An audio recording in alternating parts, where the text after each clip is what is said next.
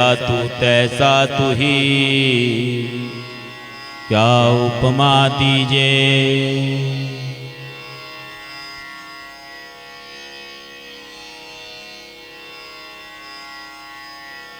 अंतर्गति राचे नहीं बाहर करे उजास, ते नर दो जख जाएंगे सतभागे रविदास। दारिद्र देख सबको हंसे ऐसी दशा हमारी, हसठ दशा सिद्धि कर तले सब कृपा तुम्हारी।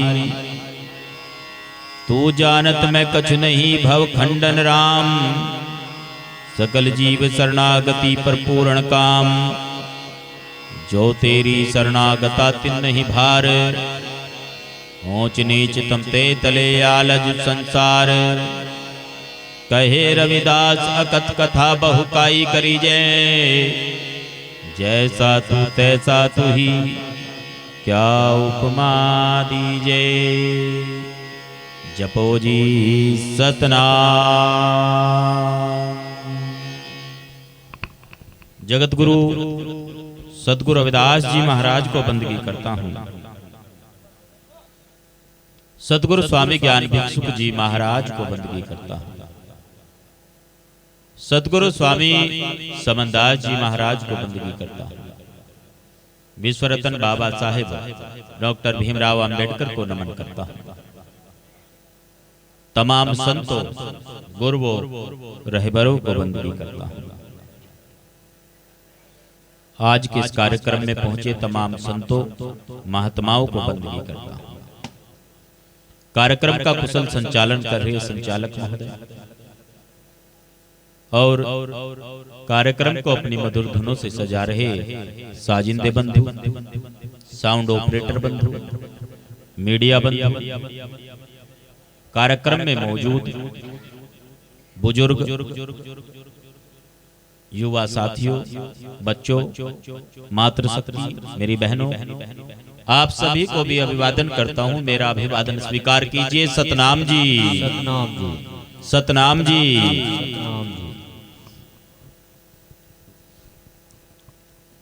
अभी महात्मा संजय दास जी गुरु दरबार में हाजिरी लगा कर गए। सबद तू समझ देख ले सतगुरु सबद आधार।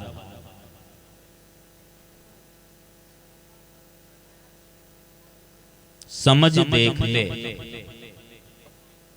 वाणी में देखने के लिए कहा है, समझने के लिए कहा है। समझना भी है और देखना भी है। तू समझ देख ले सतगुरु शब्द आधार।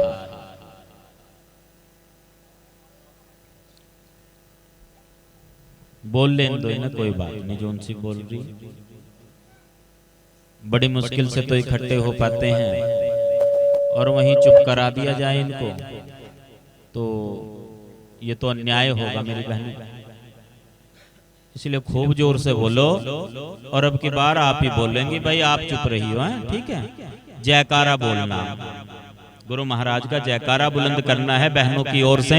क्यों बोल रही थी ना, बोले संत शिरोमणि सतगुरु रविदास जी महाराज की, भाई इन्हीं की तरफ से अभी ये ज्यादा बोल रही थी। एक बार और बोले सतगुरु स्वामी समनदास जी महाराज की। अब आपकी तरफ से आप चुप रही। बोले सतगुरु स्वामी समनदास जी महाराज की। ये चुप बैठे थे पर आवाज ज्यादा है इनकी।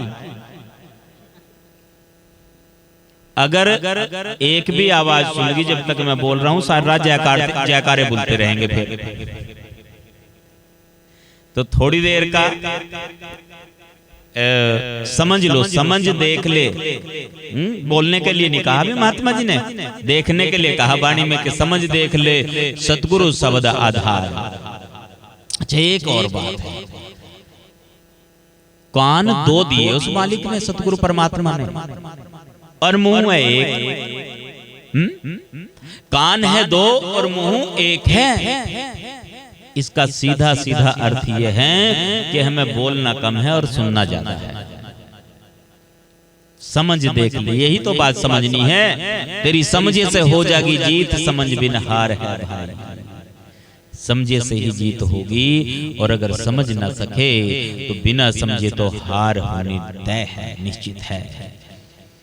कान दो दिए है उस मालिक ने, ज्यादा सुनना है और कम बोलना है, और बोलना भी जरूरत के हिसाब से है।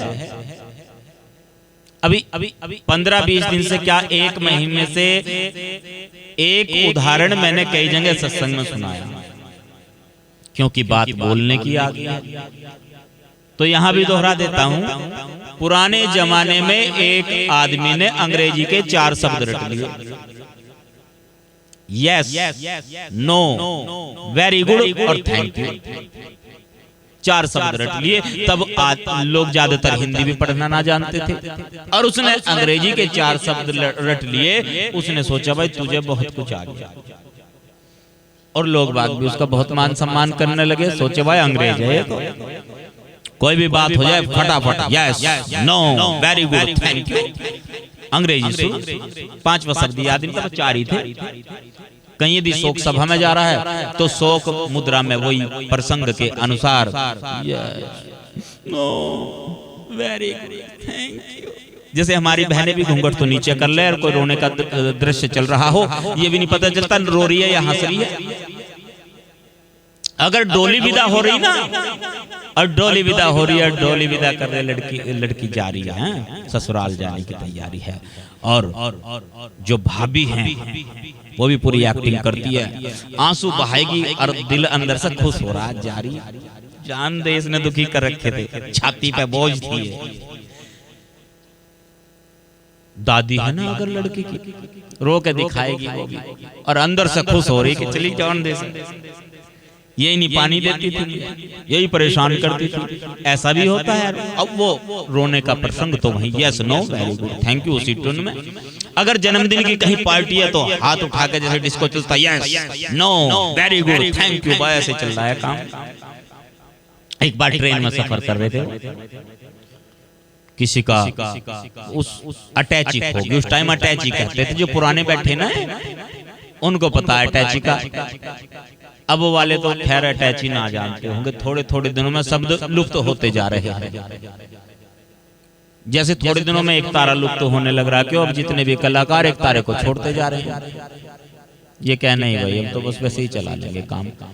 बजाना मिलाना तो बहुत दूर की बात, बजाना है उसको वो भी नहीं आता है। मिलाने के लिए तो देखेंगे कोई सा बुढ़ा बैठा के, एक दो जो कलाकार है जो मिला देगा इसको, फिर ये ढूंढते हैं। अटैचिंग हो गई किसी की, और उसमें कोई जरूरी सामान, जरूरी काम, और जिसकी अटैचिंग हुई वो भारी भरकम डेल डोल वाला आदमी। कहाँ है भाई ऐसा कोई? जैसा मेरे साथ भाई सोकिंदर रहता है, ऐसा मजबूत सा हट्टा कट्टा जवान पट्टा, ऐसा था। वो सबसे पूछता फिर रहा, भाई मेरी अटैची देखी क्या? मना कर दे सब। और वो जो अंग्रेज था जिसने 4 शब्द याद किए हुए थे अंग्रेजी के, जब उसकी तरफ आया उसने सोचा भाई अब तो तुझे मौका मिलेगा अंग्रेजी बोलने का। पूछा भाई मेरा सामान देखा, अटैची थी क्या आपके पास है? उसने कहा यस, मतलब हाँ। आपका ही कोई सामान खो गया हो, उसमें कीमती कोई वस्तु है आपकी, और सामने वाला कहे हाँ मेरे पास हैं, तो आप क्या कहोगे? उससे मांगोगे? उसने भी कहा भाई आपके पास है तो आप मुझे दे दो। उसने तुरंत ही दूसरा शब्द पढ़ दिया, नो, भाई दूंगा नहीं, मना कर दी। है आपका सामान किसी के पास है, कीमती वस्तु है उसमें, और वो सामने वाला देने से मना कर जाए, नाट जाए कि दूंगा नहीं, फिर क्या होगा? गुस्सा आएगा। गुस्सा आ गया भाई को, कहने लगा पिटाई हो जाएगी, लड़ाई हो जाएगी यहाँ। उसने कहा वेरी गुड, कि बहुत अच्छे, इसका मतलब लड़ाई से डर नहीं रहा। जब डर नहीं रहा अब क्या होगा? एक तो होता पीटना, और एक होता है कूटना देसी भाषा में। बस उसने क्या था, पकड़ के कूट दिया अच्छे तरीके से, और जब कुटाई होगी बहुत बढ़िया, सोचा भाई चौथा शब्द भी बोल लूं, कहने लगा थैंक यू, धन्यवाद। ये 4 शब्द पढ़ लिए थे उसने। बोलना तो सबको आता है, सबको आता है बोलना, परंतु कहां पर क्या बोलना है, ये बहुत बड़ी बात है। और कितना बोलना है, ये भी बहुत बड़ी बात है। मैंने घरों के अंदर पति पत्नी में युद्ध होते हुए सुना है, सिर्फ जबान के ऊपर। मैंने पूछा भाई क्या हो गया, इसे भगतनी को क्यों पीट रखी तुमने? कहने लगा जी इसकी जबान बड़ी चले कैंची की तरह, बड़ी दिक्कत है, इस वजह से बच गया। इस पर मैं पीटनी नहीं चाहता था बिल्कुल भी, मैं तो बहुत प्रेम करता हूं इससे, पर क्या करूं आज हो गया, इसकी जबान नहीं रुकी, मेरा हाथ नहीं रुका। समस्या तो यही है कि कहां पे क्या बोलना है और कितना बोलना है। जब ये आ गया तो समझ लो भाई सत्संग तो आपका सफल हो ही गया फिर। और अगर ओक चूक कहोगे ना, यस नो वेरी गुड और थैंक यू, बस फिर तो काम हो ही जाएगा। सीखे अच्छे से। ये जो उदाहरण है सत्संग पे भी नियम लागू होता है। जीव मुख वाणी, माया मुख वाणी, ब्रह्म मुख वाणी और गुरु मुख वाणी। यदि हम स्टेप बाय स्टेप चलेंगे तो आप बैठेंगे ना, आपका सत्संग से उठने का मन नहीं होगा। आप ये सोचेंगे चाहे कोई सत्संग के विषय में जानता नहीं है, अनजान है, वो आकर के बैठ गया, उसका मन ये होगा, हृदय से ये लगेगा कि बैठा ही रहूं, बस उठो ना आज तो। आपने किसी को कहते हुए सुना भी होगा, भाई आज तो आनंद आ गया सत्संग में, क्या लोग कुछ कर बहुत अच्छा। क्यों? क्योंकि वहां हिसाब से चलने, बहुत हिसाब से चलने।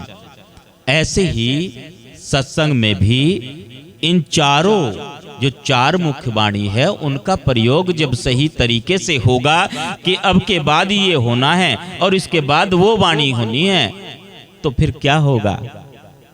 फिर देखिए, इसे कहते हैं सार। गहो सार असार। जो महात्मा जी की वाणी अभी थी उसमें अंतिम जो छाप में यही तो कहा है ना कि सार असार। यदि सार असार वस्तु का पता चल गया, ज्ञान हो गया, विवेक हो गया। ज्ञान तो सबको है, विवेक सबको नहीं है। ज्ञान तो पशु पक्षियों को भी है। एक भैंस का बच्चा अपनी मां के पास ही जाएगा वो दूध पीने के लिए, गाय के पास नहीं जाएगा। गाय का जो बच्चा है वो गाय के पास ही दूध पीने के लिए जाएगा, उसे पता है कि ये मेरी माँ है, उसको ज्ञान है इस बात का। परंतु विवेक जो होता है ना, विवेक सबको नहीं होता। विवेक के लिए तो सत्संग में आना होता है। कोई शब्द विवेकी गुरु जो होते हैं वो विवेक कराते हैं। अच्छा, अगर एक बात और भी है, गुरु जी कहते थे इस बात को, सतगुरु स्वामी समनदास जी महाराज के बंधे को बंदा मिला कौन छुड़ावे बंद, और बंदगी करो निर्बंध की पल में काटे फंद। उस सार असार वस्तु का जो विवेक कराने वाले गुरु होते हैं। आइए गुरु प्यारी सत्संग जी वहीं पर चल रहे हैं। ये जो शब्द हैं,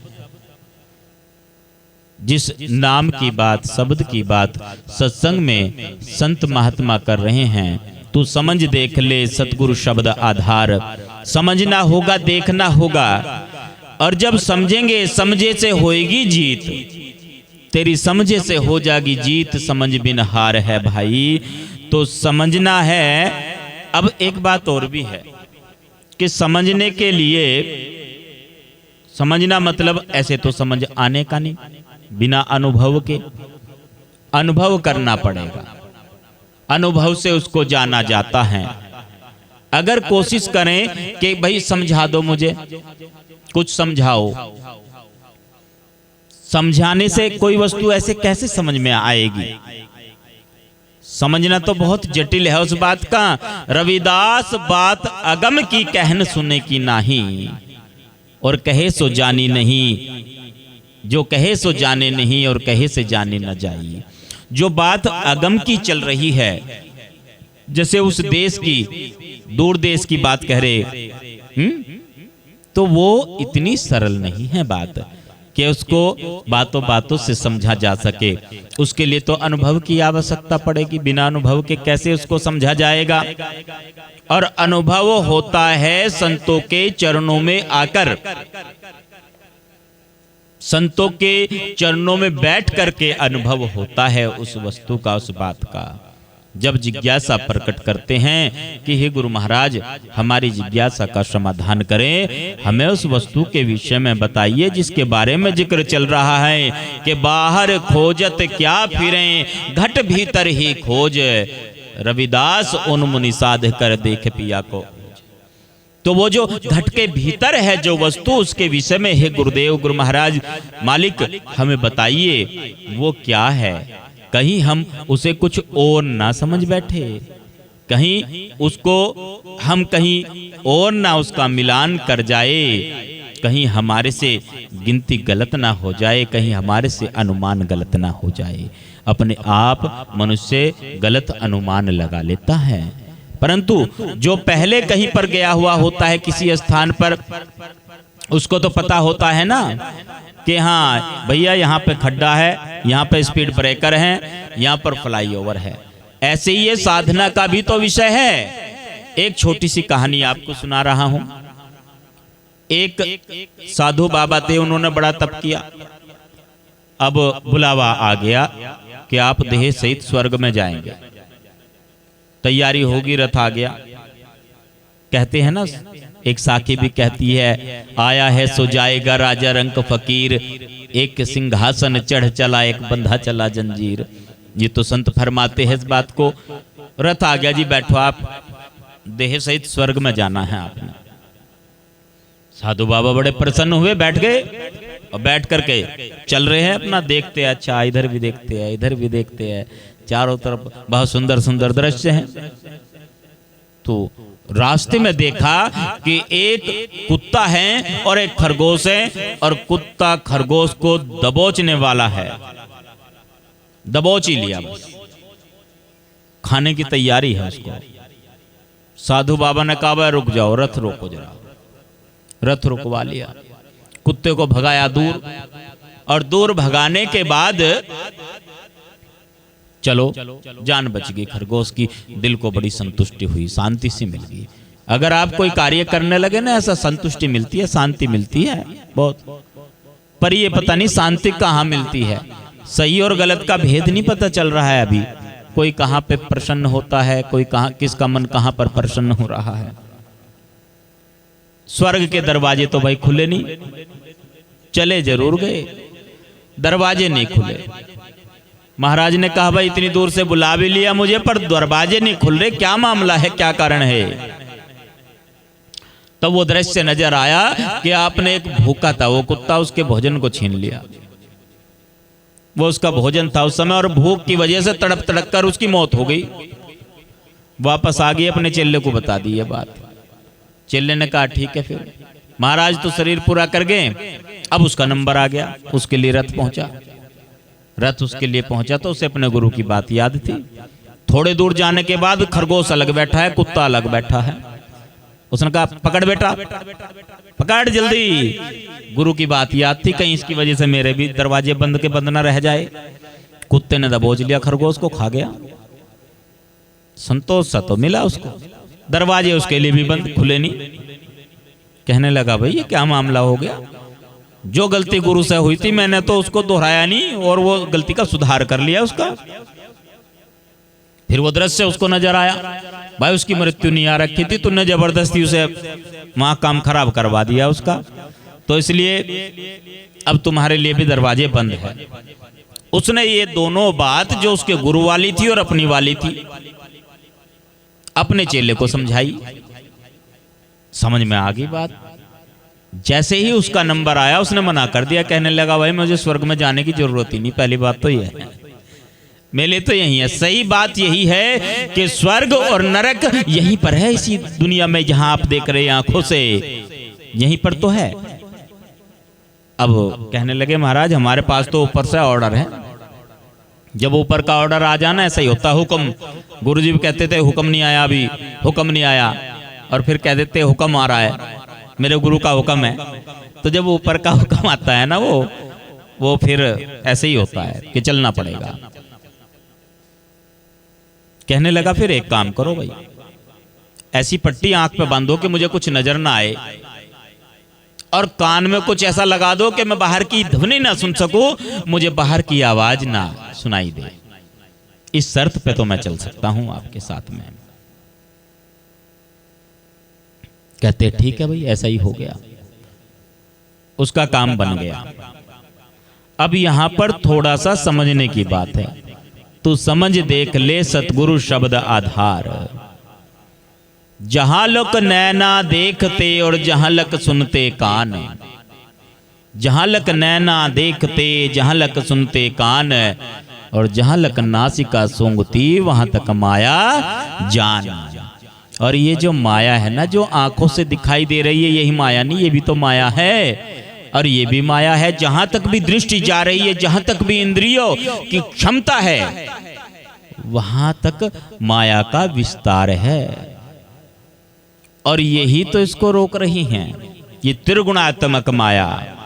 वहां तक इसकी पहुंच नहीं होने दे रही है। आप ध्यान में बैठे हैं, आप सिमरन कर रहे हैं, आपके बच्चे की रोने की आवाज आपके कानों में पड़ गई, आपका ध्यान भंग हो जाएगा मेरी बहनों और बंधुओं। आपका ध्यान बच्चे की किलकारी पर चला जाएगा कि कहीं मेरा बच्चा भूखा तो नहीं है, कहीं उसे कुछ दिक्कत तो नहीं है, कहीं उसे कुछ समस्या तो नहीं है। भजन सिमरन से, नाम से ध्यान एकदम हट जाएगा।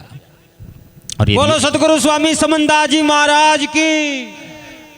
आंख खोल करके यदि देखने लगे, आंख खोल के, ओहो, फिर ये देखेंगे ये मेरी तरफ ही घूर रहा है, शायद भजन कहाँ होगा, ये मेरी तरफ ही देख रहा है, भजन कहाँ होगा। आंख खोल कर तो मुश्किल हो गई, समस्या हो गई। वैसे किसी ने पूछा कि गुरुजी भजन आंख बंद करके ही होता है क्या? सतगुरु स्वामी समंदा जी महाराज ने कहा, गुरुजी ने कहा कि आंख खोल कर भी होवे, आंख बंद करके ही नहीं होता, आंख खोल कर भी होता है। आंख खोल लो चाहे बंद कर लो, बात तो एक ही रहेगी। जब मन स्थिर हो जाएगा, टिक जाएगा, टिक जा मन मेरे सतगुरु शब्द आधार। जब उस शब्द को आधार मान करके मन स्थिर हो गया, फिर तो समझो काम हो गया, बात बन गई, फिर तो दिक्कत ना रही। अच्छा, ये जो इंद्रिय ज्ञानेंद्रिय की बात चल रही है ना, आंख ज्ञानेंद्रिय है और ये कान ज्ञानेंद्रिय है। अच्छा, नाक की बात भी कर लो, चाहे अगर बदबू सी आने लगे, चाहे आंख बंद कर बैठे आप, पता चल जाएगा किसी ने गड़बड़ कर दी, पड़ोसी ने, ध्यान भंग हो जाएगा आपका एकदम से। सोचेंगे नहीं भाई मामला। और अगर कुछ अच्छी सी खुशबू आने लगे, किसी ने अच्छा परफ्यूम लगाया है, कोई आ गया मेरे पास, इसका मतलब एकदम से ध्यान बस हट गया वहां से। अब रही बात ज्ञानेंद्रिय, त्वचा भी तो ज्ञानेंद्रिय, स्पर्श की बात है। एकदम से महाराज बैठे हैं आंख बंद करके, ओहो, और किसी ने कर लिया ऐसे, स्पर्श हुआ ना, और स्पर्श होते ही एकदम से ध्यान, अच्छा, चाहे जबरदस्ती आंख बंद करके बैठा है, पर नहीं, वहां तक वो बात तो पहुंच गई है। यहां से अलग की बात,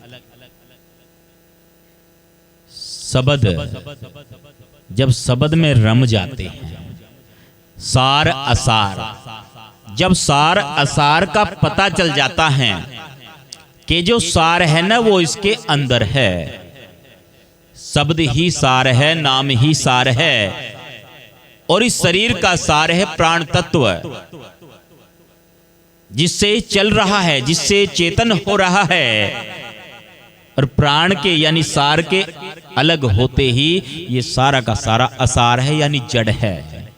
जड़ और चेतन की गांठ लगी हुई है, जो चेतन इसके अंदर है और बाहर से जड़ है। जब तक ये एक जगह है, ये सार और असार मिला हुआ है, जड़ और चेतन इकट्ठा है, तभी तक कोई भी क्रिया इससे हो रही है।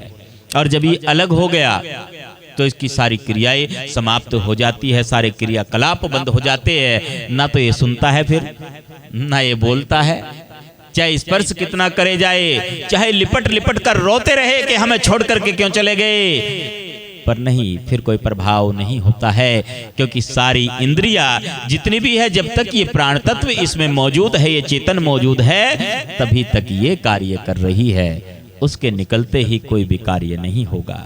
तो अब यहां पर जो सार है, वो सार क्या है? सार असार, और इसका भी सार सारा ही जो नाम की बानी थी, उससे पहले भी नाम की बानी है कि सारा का सारा जो भी ये प्रपंच रचा हुआ है, चर अचर चराचर जगत जो भी है, ये इसमें एक ही वस्तु सार है, और वो सार है नाम। अच्छा, कोई कहता है कि सतगुरु देह में उसको जानते हैं, गुरु को मानुष जानते ते नर कहिए अंध। यदि कोई गुरु को मनुष्य के रूप में देखते हैं तो वह लोग अंधे हैं, क्योंकि गुरु मनुष्य नहीं, गुरु तो इस देह से अलग शब्द स्वरूप होते हैं। शब्द स्वरूपी हम चले आए, काटन यम की फांसी। वो तो गुरु तो शब्द स्वरूपी होते हैं, अजर अमर अविनाशी अखंड अजन्मा, यानी जिसे सतगुरु कहते हैं ना, सतगुरु तो अजन्मे हैं। अजन्मे मतलब जो जन्म नहीं लेते हैं, जन्म होता है देह का, सतगुरु का जन्म नहीं होता, सतगुरु तो प्रकट होते हैं। ये बात स्वयं सतगुरु स्वामी समनदास जी महाराज ने स्पष्ट की है, समझाया है अपने शिष्यों को, संगत को। और जब ये बात समझ में आ गई कि हाँ, ये चराचर जगत जो है, इसका सार तत्व जो नाम है। अच्छा, नाम, फिर एक बात और भी है कि नाम आंख, कान, नाक, मुंह, ये त्वचा। मुंह क्या, इसमें जीव कह रहे हैं ना जिसको, ये रसना दो इंद्री है, जिह्वा और रसना, और तो सारी एक एक ही है भाई। 5 कर्मेंद्री है और 5 ज्ञानेंद्री है, इसमें से सारी एक एक ही है। ये हाथ है, ये कर्मेंद्री है, ज्ञानेंद्री नहीं है। पैर है, ये कर्मेंद्री है, ज्ञानेंद्री नहीं है। पर ये जो जीभ है ना, ये डबल है, रसना भी है और जीवा भी है। जब ये स्वाद चखती है ना, जैसे भी गोलगप्पे आ गए थे थोड़ी देर पहले ही, इतनी सेवा करते हैं सिलाजुड्डी वाले, बहुत ज्यादा पेड़े बना रखे हैं, गोलगप्पे बना रखे हैं, अभी चाय का प्रसाद भी तैयार है, इंतजार कर रहे, कम महाराज माइक रखे और चाय वाले बस तैयार है एकदम। तो इसलिए वो भी जल्दी होगा कार्य। ये जब स्वाद चखती है उस समय इसको कहते हैं रसना, यानी ये ज्ञान हो रहा है इसको रस का। कड़वा है, खट्टा है, खारा है, मीठा है, नमकीन है, चरपरा है, कैसा है, तीखा है, फीका है, यानी इसको रस का ज्ञान हो रहा है, रस का ज्ञान करा रही है ये, इसको उस समय कहती है रसना, यानी ज्ञानेंद्री है ये। और जब ये बोलती है ना, अभी मधुर वचन कहे, कठोर वचन कहे, जैसा भी मर्जी कहे, उस समय इसको कहते हैं वाणी, यानी कर्म होता है, इससे कर्मेंद्री है ये। तो ज्ञानेंद्री और कर्मेंद्री दो इंद्री है ये सारी की सारी इंद्रियां, जैसे कछुआ अपने अंदर अपने अंगों को दबको लेता है, जब ऐसे दबको करके इसको एक सार लगा देते हैं उस गुरु महाराज के चरणों से, जो उन्होंने शब्द दिया है उसमें रमने का प्रयास किया जाता है, तो समझो बस मामला हो गया। एक जयकारा बुलंद करेंगे, सुन भी रहे या नहीं, या इंतजार हो रही भाई चाय की? बोलो जी संत शिरोमणि सतगुरु दास जी महाराज के, सतनाम ज्ञान भिक्षुदास जी महाराज के, सतगुरु स्वामी समनदास जी महाराज के। एक बात और यहाँ पे आपके सामने मैं आपसे साझा करना चाहूंगा। कुछ बंधु ये कहते हैं ना कि हम तो भजन भी कर रहे हैं जी, सिमरन भी कर रहे, बहुत सेवा भी करते हैं, दान पुण्य भी करते हैं, पर जीवन में कष्ट का सामना करना पड़ता है, कई समस्याएं आती है, और वो समस्याएं कई बार गंभीर भी होती है। ये प्रश्न कई साधकों ने, कई श्रद्धालुओं ने सतगुरु स्वामी समनदास जी महाराज से पूछा। उस समय मुझे भी सेवा का सौभाग्य प्राप्त हो रहा था गुरुजी के चरणों में बैठने का। तब गुरुजी ने उनसे कहा कि भजन करो। वो कहने लगे जी कर तो रहे हैं और कितना करें। गुरुजी फिर कहें कि भजन करो। और फिर वो कहने लगे जी भजन कर तो रहे गुरुजी, और कितना करें भजन, इससे ज्यादा कैसे करें, जितना हो पा रहा है कर रहे हैं। गुरुजी कहते नहीं और करो। उस श्रद्धालु थोड़ा हलचल सी हुई उनके मन में। तब गुरुजी ने बड़ी सरल भाषा में, गुरुजी बहुत सरल करके समझाते थे। एक वाणी है ना, है कोई रसिया महल का रसनु आन पिलाए हैं, और दूर देश की बात को नेड़े करके हैं, नेड़े, ऐसे ही नेड़े करके समझाते गुरुजी। सतगुरु समनदास जी महाराज बहुत सरल, और गुरुजी ने सरल करके समझाया। भाई एक बात बताओ, जोहड़ होते थे ना गांव के बाहर, यानी मिट्टी खोद खोद कर मकान बनाते थे, वो जोहड़ बन जाता था तालाब। तालाब में तो बहुत गहरा होता था, बड़ा होता था, एक दो बुग्गी एक दो ट्राली मिट्टी से बंद हो जावे क्या तालाब वो, अगर उसे सोचे भाई बंद करना, हमने पाटना है, उसे बंद करना, मिट्टी से ढक देना अच्छे तरीके से, तो एक दो ट्राली मिट्टी से वो बंद हो जाएगा क्या? गुरुजी कहने लगे एक दो बुग्गी, बुग्गी कह रहे थे गुरुजी, 2 4 10 20 बुग्गी से बंद हो जाएगा क्या वो जोहड़? कहने लगा जी नहीं, नहीं तो मेहनत लगेगी ना उसमें, तो वो मेहनत कर जब तक वो बंद ना हो, लगा रहे उसमें, भजन कर। यानी आदेश है ये गुरु महाराज का, यदि जीवन में कष्ट आता है, समस्या आती है, तो लगे रहे, हटे ना। के लिए समस्या नहीं कम हो रही ना, मैं भी कम नहीं हो रहा हूँ, समस्या बंद नहीं हो रही, मैं भी बंद नहीं हो रहा हूँ, मालिक तेरे नाम पे मैं भी चल रहा हूँ। एक बात और है, एक श्रद्धालु ने कहा जी मैं तो अपने जीवन में कुछ किसी का बुरा किया ही नहीं, बिल्कुल भी, अब किसी का बुरा नहीं किया, किसी के लिए गलत नहीं किया, और फिर भी मेरे साथ में गड़बड़ हो रखी है, मैं बड़ी परेशानी में हूं। गुरुजी कहने लगे अच्छा तुझे लगता है कि तूने बुरा नहीं किया, इससे पहला भी देखा क्या तूने? इस जन्म का तो तू कह रहा है, पर इससे पहला भी देखा है क्या तूने?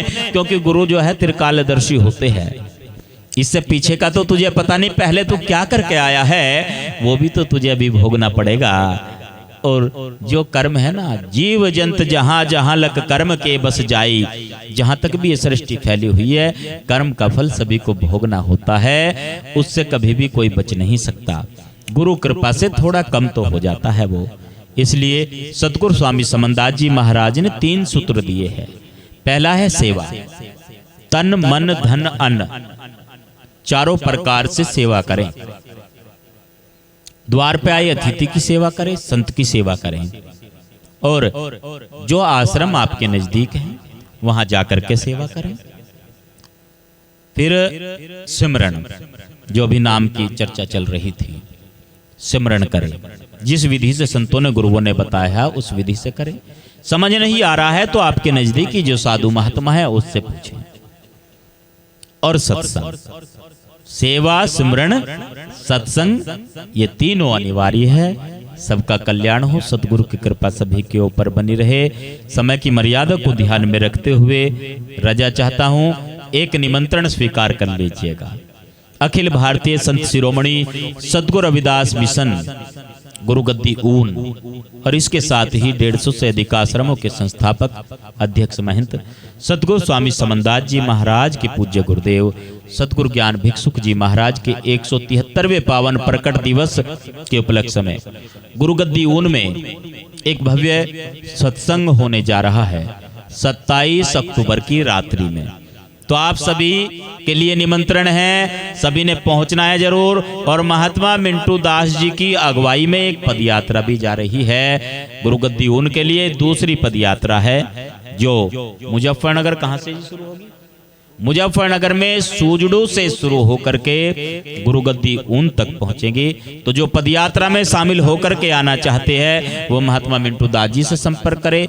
जो अपने वाहन अपने साधन से आना चाहते हैं सबका स्वागत है, बहुत बहुत सभी ने पहुंचना है।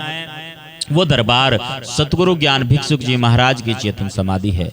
वर्ष 1959 में सतगुरु ज्ञान भिक्षुक जी महाराज ने अपने शिष्य, जिनको सतगुरु समनदास जी महाराज के नाम से जाना जाता है, उनको आदेश किया कि आप गुरु रविदास गद्दी की स्थापना करो।